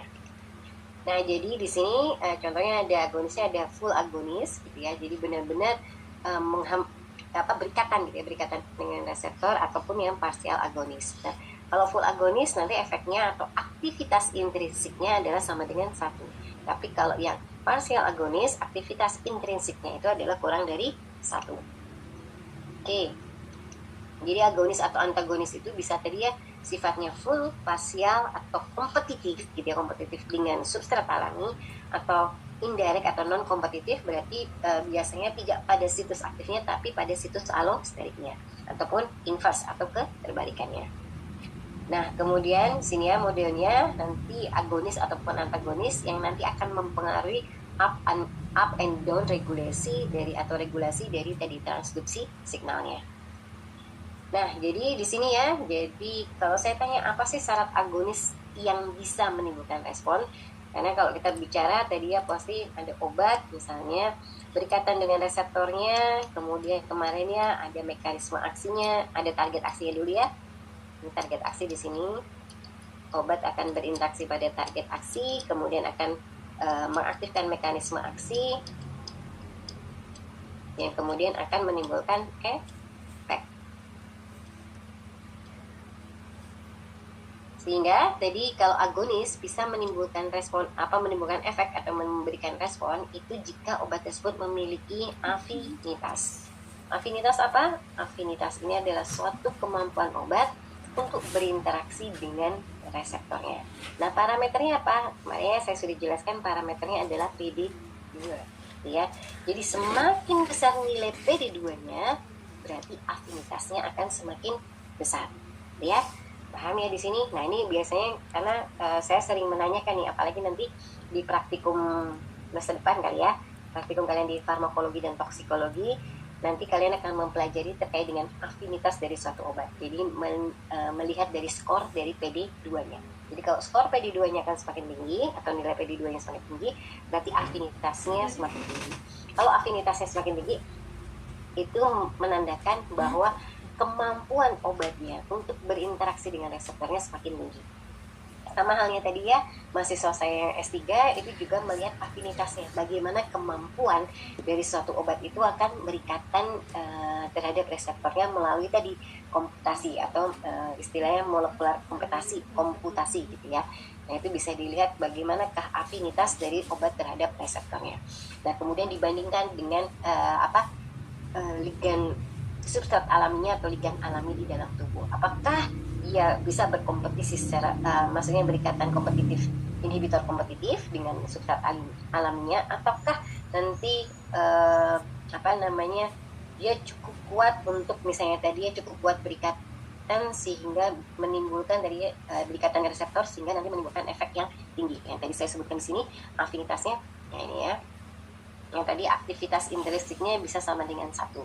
Ya, tapi kalau misalnya obat itu tidak terlalu kuat, nah biasanya nanti aktivitas intrinsiknya atau efikasinya juga rendah. Nah, ini kita bahas ya. Tadi setelah kemampuan si reseptor berikatan, pasti nanti kaitannya adalah dengan aktivitas intrinsik atau efikasi yang sudah saya jelaskan tadi ya. Jadi aktivitas intrinsik atau efikasi ini adalah suatu kemampuan satu obat menghasilkan efek atau respon pada jaringan, sehingga digunakan untuk menentukan besar efek maksimum yang dicapai dari suatu obat. Nah, ini mahasiswa saya S3 melalui komputasi juga melihat bagaimana efikasinya dari suatu obat itu berikatan dengan reseptornya. Nah, jadi bisa dikatakan efek maksimum ini adalah jika efek dalam skala respon maksimum jaringan. Jadi pasti nanti ada efek maksimum dari suatu obat. Mungkin kita pakai gambar aja ya, lebih enak nanti saya jelaskan ya. Nah, jadi intinya kita sebagai seorang farmasis harus menjaga kadar obat di dalam tubuh ini tetap efektif gitu ya. Tetap efektif itu dalam range, jadi dalam masuk dalam range terapi atau indeks terapinya itu obat itu masuk di dalam indeks terapinya. Nah, jadi tiap obat ini kita pasti tahu harus memiliki efek minimum atau KM, kadar minimum yang dibutuhkan obat untuk berefek. Jadi kadar atau konsentrasi ataupun dosis gitu ya. Makanya di penelitian farmakologi itu ada penelitian misalnya menggunakan beberapa seri konsentrasi, baik itu penelitian menggunakan sel gitu ya ataupun menggunakan hewan uji. Jadi kalau menggunakan sel pun kita akan menggunakan variasi dosis. Nah, mahasiswa saya yang S2 S1 itu biasanya mengoptimasi dosis berapa yang digunakan untuk memberikan efek setidaknya sampai 50% gitu ya. Jadi kita sebutnya adalah effective dose ED50 ataupun IC dose inhibitor IC inhibitor konsentrasi 50 gitu ya. Yang ini kalau IC nanti penelitiannya itu secara in vitro, kalau ED effective dose itu dengan menggunakan in vivo. Nanti akan saya jelaskan satu persatu di sini. Jadi tiap obat itu dia memiliki kadar efektif minimum di sini ya, dan nanti memiliki kadar toksik minimum. Nah, makanya nanti kalian semester depan mungkin ya atau semester ini mempelajari terkait dengan toksikologi. Nah, toksikologi ini juga bukan ketoksikan. Toksik itu banyak sekali ya, bisa toksik pada tingkat seluler ataupun nanti bisa mempengaruhi pada misalnya pada ibu hamil ya. Nah, kemudian karena obat tadi memiliki KEM dan KTM sehingga kita bisa menentukan kadar terapi obat tersebut. Jadi kadar terapi obat atau indeks terapi obat itu biasanya berada di antara KEM dan KTM. Nah, kita sebagai seorang farmasi gitu ya, jadi harus tahu KEM dan KTM dari suatu obat. Agar apa? Agar dosis yang akan kita berikan atau kita terapi ke pasien itu bisa istilahnya bisa menimbulkan efek gitu ya, walaupun itu minimum, tapi tidak sampai menimbulkan ketoksikan. Jadi jangan terlalu besar juga dosisnya. Kalau dosisnya terlalu besar bisa menimbulkan ketoksikan. Oke, nah gambarannya seperti ini ya. Jadi ada di sini KTM, kadar toksik minimum, dan ada KEM, kadar efektif minimum. Nah, jadi bisa kita katakan, jadi kalau misalnya di sini kan batasnya nih, batas dari KEM, gitu, kadar efektif minimum, dan di sini batas dari KTM, kadar toksik minimum. Jadi kalau misalnya tadi suatu obat gitu, dosisnya lebih rendah dari KEM, berarti dia kita sebut adalah underdose. Tapi kalau misalnya tadi obat dosisnya melebihi dari KTM, itu namanya adalah overdose, gitu ya, karena bisa menimbulkan efek toksik. Nah, oke. Nah, biasanya nih dalam farmakologi kita harus tahu namanya durasi dan onset. Kira-kira dia mau menjelaskan apa itu durasi dan apa itu onset? Ini kaitannya dengan time, berarti dengan waktu di sini ya. T ini adalah ketika waktu obat diberikan, atau T sama dengan 0, ketika waktu ketika pemberian obat. Nah, kemudian Z ini adalah waktu ketika hilangnya obat atau eliminasi obat. Ada yang tahu kira-kira apa itu durasi dan apa itu onset? Ya mau coba Bu. Oh ya, boleh, silakan. Mas siapa? Masih Mas Naga. Oh, Mas. Oke, Mas Andre, silakan. Jadi kalau konsep itu dia itu mulai kerja. Jadi ketika obat diminum, kira-kira kapan dia mulai memberikan efek farmakologis pada tubuh. Sementara kalau durasi itu lama obat itu bekerja, Oke. sampai kapan dia diekspresikan, kira-kira begitu. Kalau ini mahal dulu sudah. Kira-kira kalau dari gambar ini, kalau yang untuk onset sama durasi dari T sampai mana? Ibu. Oke. Mas siapa tadi? Danu. Mas Danu. Oke, kalau durasi? Sampai Y, Bu. Y. Sampai dari mana? T atau dari U? Ibu. Oke, nanti Mas Danu sama Mas Andre nulis nama ya di chat ya. Jangan lupa. Nanti soalnya saya record dari ini, dari keaktifannya ya, Mas Danu sama Mas Andre. Benar tadi ya yang dijelaskan oleh Mas Danu dan Mas Andre. Jadi kalau onset ini, jadi waktu yang dibutuhkan, jadi waktu di mana obat pertama kali diberikan sehingga nanti akan memberikan efek minimalnya, ya, efek minimalnya. Jadi bisa menimbulkan efek minimalnya. Nah, kemudian kalau durasi dari efek minimal hingga nanti sudah tidak memberikan efek lagi. Jadi besok ketika kalian praktikum Varex, kalau tidak salah, nanti akan diberikan obat gitu ya, diberikan obat terus melihat efeknya dengan tikus kemarin kalau tidak salah. Saya lupa obatnya apa ya, tapi nanti melihat tikus itu apakah sudah tertidur atau belum. Saya lupa nama obatnya apa ya. Nah itu ya, jadi melihat efeknya, apakah melihat efek dari suatu obat. Jadi nanti kalian menentukan nilai onsetnya, waktu onsetnya dan waktu durasinya dalam penelitian, gitu ya. Jadi itu ada perbedaan antara onset dan durasi. Jadi besok ketika praktikum Varex, jika nanti ditanya oleh dosen gitu ya, ketika sebelum praktikum, ketika penjelasan, nanti kalian bisa menjawab apa perbedaan onset dan durasi. Begitu juga dengan tadi, apakah itu afinitas dan apa itu efikasi, ya. Oke, nah yang paling penting tadi ya, obat itu harus masuk ke dalam therapeutic dose gitu ya, atau indeks terapinya. Oke. Nah, ya, jadi respon antara dosis sama respon ya. Jadi biasanya semakin tinggi dosis, ya, tinggi dosis, efeknya juga akan semakin tinggi. Nah, tapi kalau namanya juga penelitian ya, banyak sekali mahasiswa saya meneliti misalnya meneliti dari suatu senyawa aktif dari suatu tumbuhan gitu atau herbal, atau dari ekstraksi dari suatu tanaman. Nah, ternyata efeknya itu bisa bifasik gitu ya. Bifasik itu bisa naik turun. Karena apa? Karena dia di senyawa herbal gitu ya, atau misalnya kita ekstraksi ataupun vaksinasi gitulah ya. Itu kan pasti yang terambil bukan hanya 1-2 senyawa. Jadi misalnya ada senyawa flavonoidnya, ada alkaloidnya gitu ya. Ternyata memiliki efek yang berbeda sehingga nanti bisa menimbulkan efek bifasik. Kecuali kalau kalian penelitian menggunakan single senyawa. Jadi misalnya menggunakan flavonoid tapi jenis golongan golongan naringenin misalnya, atau hesperidin. Nah itu berarti biasanya nanti efeknya semakin tinggi dosis itu bisa jadi efeknya juga semakin meningkat atau efikasinya juga semakin meningkat gitu ya. Nah, yang menentukan ini biasanya kenapa sih kok efikasinya berbeda? Misalnya ada suatu obat A dan B gitu ya. A dan B ternyata yang A dia tinggi efikasinya, kemudian yang B ternyata di sini misalnya yang B di sini rendah. Nah, ini biasanya pembedanya adalah karena dia memiliki situs aktif yang berbeda. Jadi afinitas atau pengikatan terhadap respon yang berbeda. Bisa jadi gitu ya. Misal nanti contohnya ada morfin dan aspirin.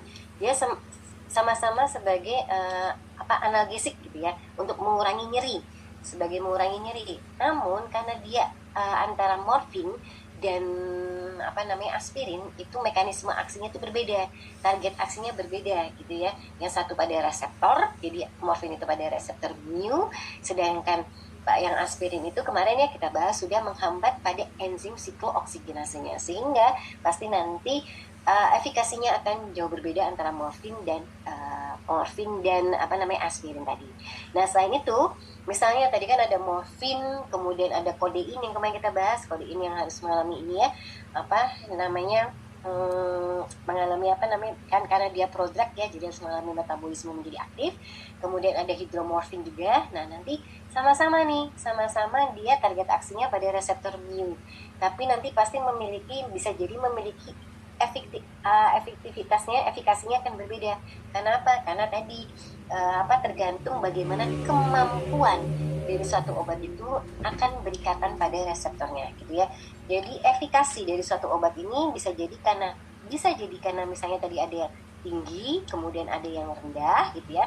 Itu karena apa? Karena perbedaan dari target aksinya dan afinitasnya terhadap reseptornya gitu ya.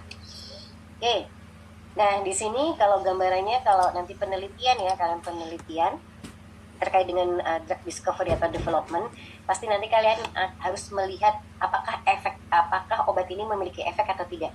Nah, itu biasanya parameternya adalah responnya adalah 50%. Jadi minimal 50% gitu ya, obat itu bisa menimbulkan efek. Jadi menimbulkan efek sebanyak 50%. Dan nanti, jadi misalnya kalian nanti penelitian menggunakan beberapa konsentrasi, baik ini penelitian in vitro ataupun penelitian menggunakan in vivo, itu pasti kalian akan menggunakan beberapa range konsentrasi. Dan kemudian dilihat dari range konsentrasi ini, nanti dilihat konsentrasi yang mana yang bisa menimbulkan efek 50%. Jadi contoh obat di sini adalah dia konsentrasinya satu ya, ini satu misalnya contoh 1 mikromolar, misalnya 1 mikromolar. Nah, baru 1 mikromolar ini bisa menimbulkan efek 50%. Sehingga tadi dosis di bawah 1 mikromolar belum bisa menimbulkan atau memberikan efek 50%. Ya. Jadi ini adalah dosis yang biasanya sebagai patokan yang nanti dikonversikan bisa ke dalam in vivo. Ataupun nanti kalau misalnya udah in vivo digunakan untuk terapi. Ya, jadi penelitian di sini kalau tadi di sini adalah EC, effective concentration. Nah, ini biasanya penelitiannya kalau EC concentration ini adalah penelitian secara in vitro. Dan nanti ini adalah ED, bedanya adalah effective dose. Kalau dose ini nanti biasanya digambarkan untuk penelitian secara in vivo. Ya. Nah, ini tadi ya terapi indeks. Nah, jadi terapi indeks tadi dia TI atau terapi indeks ini, jadi nilainya adalah LD, lethal dose 50 dibagi dengan ED atau effective dose 50. Nah, tadi ya effective dose ini di mana dosis ini bisa memberikan respon gitu ya, memberikan respon 50% population.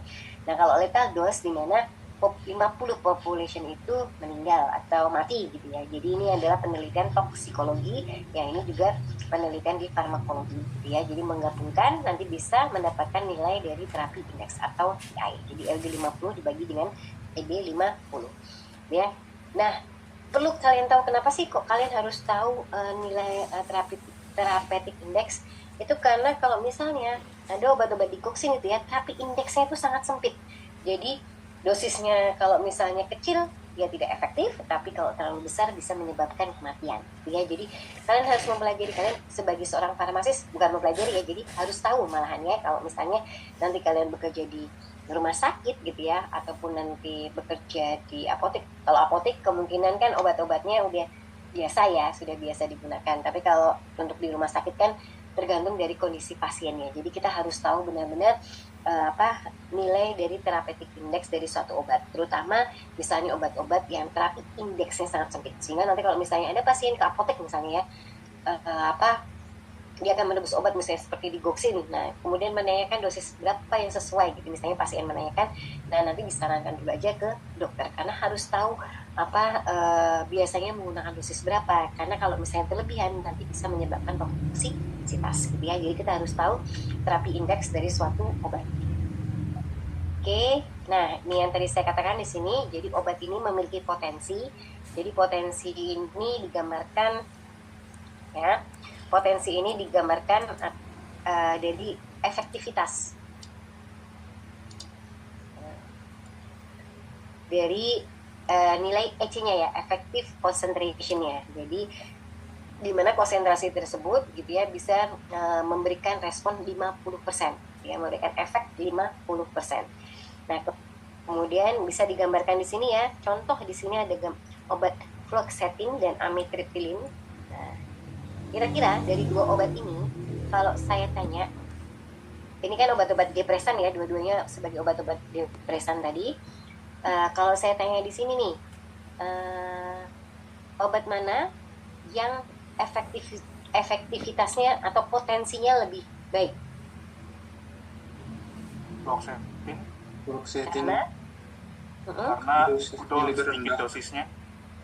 Ya, oke. Baik, Mas Danu dulu. Salah, Karena dosisnya lebih sedikit daripada amitriptyline. Dosis yang digunakan lebih sedikit. Oke. Mas Andre, ada mau menambahkan?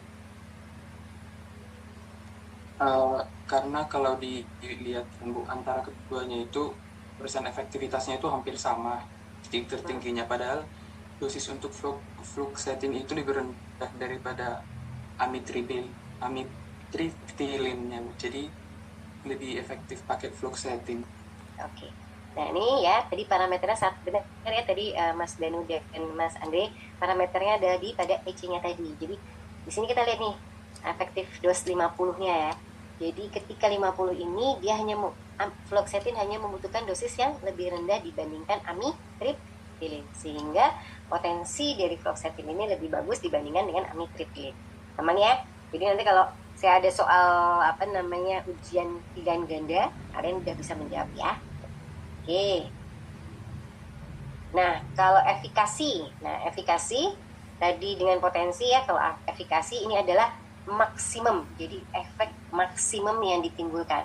Nah, kalau dari morfin, ibuprofen, dan aspirin, kira-kira nilai efikasi yang paling baik yang mana untuk sebagai pain relief?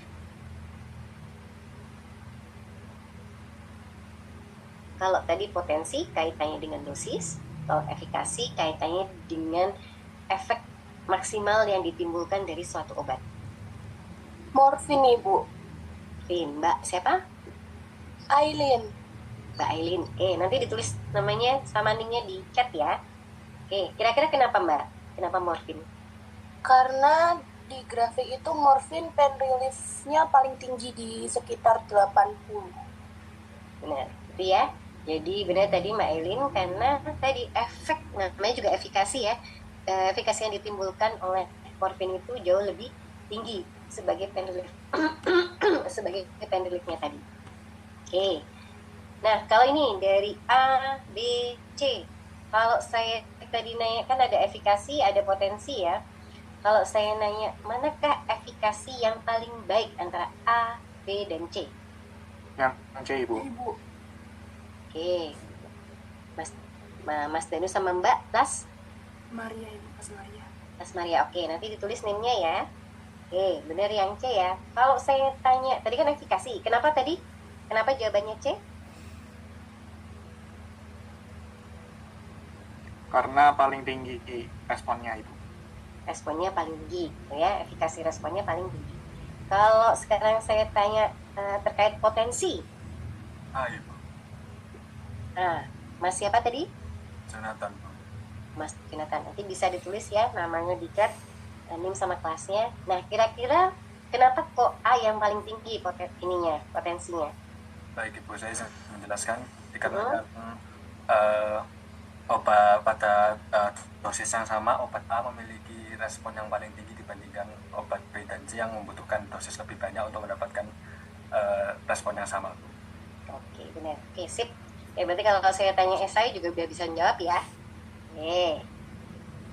Baik, nah kalau ini adalah frekuensi respon yang berulang. Jadi kan ada obat yang sehari 2 kali, sehari sekali, sehari 3 kali. Ini kaitannya adalah kadar di dalam plasma. Nanti kalian akan mempelajari lebih detail itu pada di farmakokinetika, ya.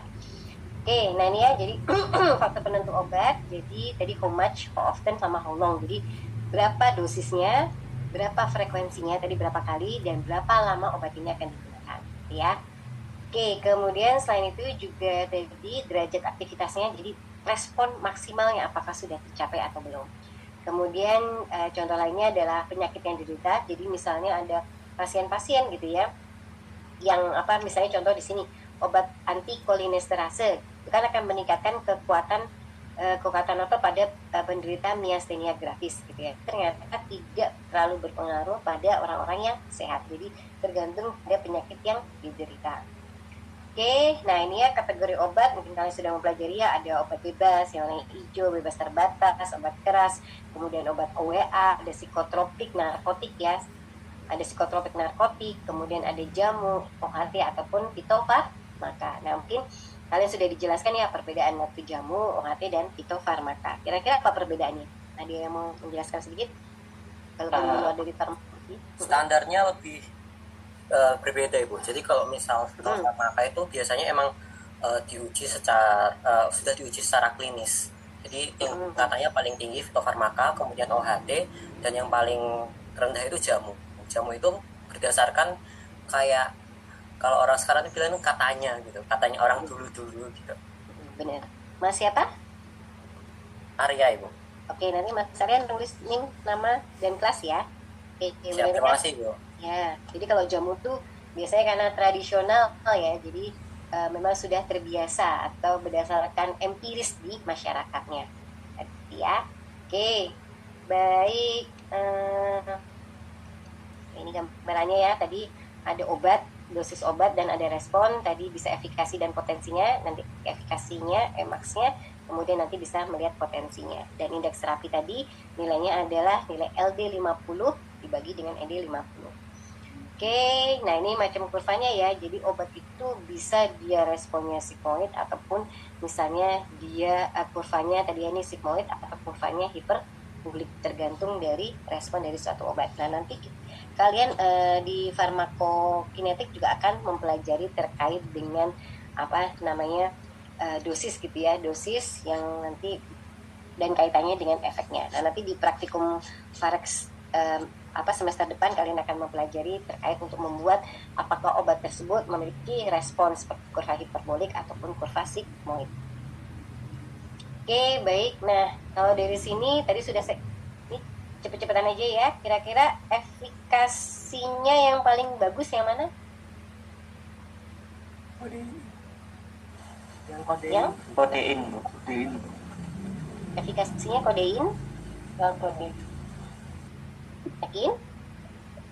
Efikasinya dari hidromorfin, morfin sama kodein sama. Nah, dari kodein, morfin dan itu sama gitu ya. Oke, kalau potensi Aspirin. Ibu. Hidromorfin. Ya. Kalau dari potensi hidromorfin karena hanya butuh dosis yang kecil. Tadi kalau efikasi dia yang tinggi ini ya, jadi efeknya maksimal gitu ya. Oke, sip.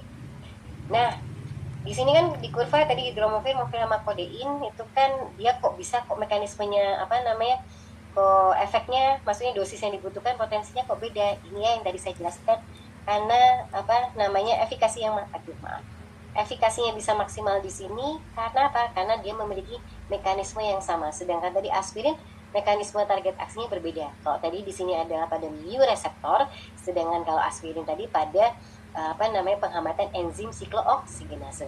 Kalau dosisnya berbeda itu kenapa? Nah itu karena tadi saya jelaskan Jadi kalau kodein ini karena dia adalah prodrug, jadi harus dirubah terlebih dahulu sehingga membutuhkan dosis yang lebih tinggi, gitu ya. Jadi dia memiliki mekanisme yang sama antara hidromorfin, morfin, dan kodein, tapi mekanisme yang berbeda dengan aspirin, sehingga efikasinya pasti akan berbeda. Nah ini ya saya katakan tadi, jadi potensi dari hidromorfin itu sangat tinggi karena apa? Dia lebih larut lemak sehingga onsetnya akan lebih cepat. Kalau tadi kodein dia harus dimetabolisasi dulu atau dimetabolisme terlebih dahulu, gitu ya. Oke, ini yang tadi perbedaan antara morfin dan aspirinnya. Oke. Nah di sini konsep terkait dengan spare reseptor atau cadangan reseptor. Nah jadi biasanya ada obat-obatan ya yang sangat poten dan efikasi tinggi, itu Emax-nya dapat diproduksi oleh agonis dalam jumlah kecil saja. Jadi jumlah atau konsentrasi kecil saja dia sudah bisa memberikan Emax yang tinggi, sehingga obat yang berbeda dapat mempunyai kapasitas yang berbeda. Contohnya tadi hidromorfin, morfin, dan kodein, dia memiliki kapasitas yang berbeda untuk menginisiasi respon atau untuk tadi berikatan dengan reseptornya, gitu ya. Jadi ini efek maksimum dapat dicapai tanpa harus menduduki semua reseptor yang tersedia. Nah, sisanya ini tadi namanya adalah spare reseptor. Jadi misalnya hanya butuh dosis yang kecil untuk berikatan dengan satu reseptor, sehingga tadi reseptor-reseptor lainnya kan tadi tidak diduduki gitu ya, tidak diduduki oleh ligan. Nah, ini sisa reseptor ini dinamakan spare reseptor atau reseptor cadangan. Oke, ini tadi sudah ya. Oke, macam antagonis tadi obat itu bisa antagonis secara kompetitif tadi ya, ataupun yang irreversible. Jadi irreversible itu kuat kemudian tidak bisa tidak bisa terbalikan kembali. Nah, contohnya tadi kan adalah obat ini ya, omeprazol, yang dia sudah menduduki dari transporter dari H+, K+, ATPase, tapi di dalam tubuh untuk homeostatis nanti akan memproduksi reseptor H+, K+, ATPase lagi. Oke, kemudian tadi ada agonis yang non kompetitif, berarti dia ikatannya tidak pada situs aktifnya, kemungkinan pada situs allosteriknya. Nah ini juga sama ya, jadi ini hanya gambaran. Jadi kalau ini dari suatu obat, kalau dia obatnya sendiri gitu ya, ini adalah kombinasi dari dua obat. Nah misalnya ini ada suatu obat yang kemudian dia memiliki misalnya efektivitas maksimum. Nah ternyata dia ditambah dengan antagonisnya, misalnya antagonis dari morfinnya, sehingga efeknya tadi efeknya tetap maksimum tapi membutuhkan dosis yang lebih besar. Karena karena tadi ada antagonis yang dia kemungkinan antagonis ini bisa sebagai inhibitor kompetitif tadi ya, antagonis kompetitif, ataupun dia antagonis yang non kompetitif, sehingga nanti akan mempengaruhi dari dosis yang akan digunakan ya. Oke. Nah ini kaitannya adalah dengan kaitannya misalnya tadi adalah dengan dia apakah non kompetitif atau kompetitif. Nah sedangkan kalau efeknya maksimum atau tidak ini bisa digambarkan kalau dia adalah yang non kompetitif. Karena dia tidak berikatan dengan situs tidak berikatan dengan situs aktifnya gitu ya, atau reseptornya pada gugus misalnya situs allosteriknya gitu ya, sehingga tadi efeknya tidak maksimum. Sedangkan ini tadi kemungkinan bisa jadi akan yang dipengaruhi adalah seberapa kuat antara obat si tadi morfinnya sendirian dengan si antagonisnya untuk saling berkompetisi ya. Jadi yang grade A itu adalah antagonis kompetitif, sedangkan yang B tadi yang non kompetitif kemungkinan tadi adalah berikatan pada allosteriknya. Oke, yang ini inverse agonis, jadi obat memiliki efek yang berlawanan dengan agonisnya tadi. Jadi berkebalikan. Jadi kalau beda dengan antagonis ya, kalau antagonis kan tadi menghambat, sedangkan inverse itu akan hasil atau produk yang dihasilkan itu akan berbeda dengan agonisnya. Oke. Nah, kalau ini saya tanya nih, which drug has the higher therapeutic index? Drug yang A Ibu. Yang mana? A Ibu. Yang A, oke. Ditulis tadi namanya ya di chat. Kemudian which drug is more safe? Yang A. Yang A. Karena Karena jarak antara indeks terapinya jauh. Oke, karena indeks terapinya ya antara ED dan ED dengan LD-nya jauh ya, sehingga kan memiliki indeks terapi yang jauh. Oke, kemudian ini adalah suatu toleransi. Jadi toleransi ini adalah efek suatu obat yang mungkin berubah dengan pemberian yang berulang. Jadi kalau pemberian berulang bisa menyebabkan tadi penurunan respon. Kalau sensitivitas, nih beda lagi ya. Kalau sensitivitas artinya peningkatan respon pada penggunaan yang berulang. Nah ini makanya kita harus tahu. Nah kalau tadi yang toleransi itu ya menyebabkan tadi respon yang berulang, penurunan respon, biasanya nanti kurvanya akan bergeser ke arah kanan karena membutuhkan dosis yang lebih besar. Sedangkan sensitivitas nanti akan bergeser, kurvanya akan bergeser ke arah kiri karena dia peningkatan respon itu akan yang berulang malah lebih sensitif gitu ya, sehingga nanti dosis yang dibutuhkan akan semakin kecil. Oke, nah jadi nanti ya kalau ini kita bicara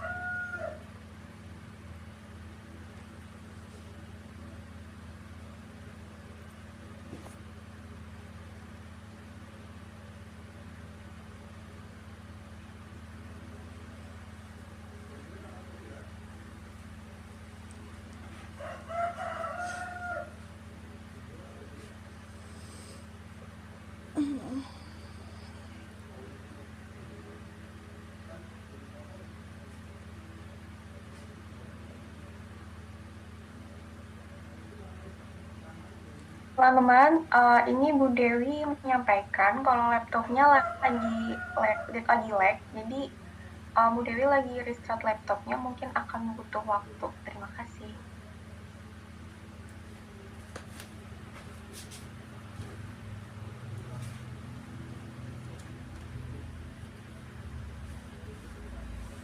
Recording stopped.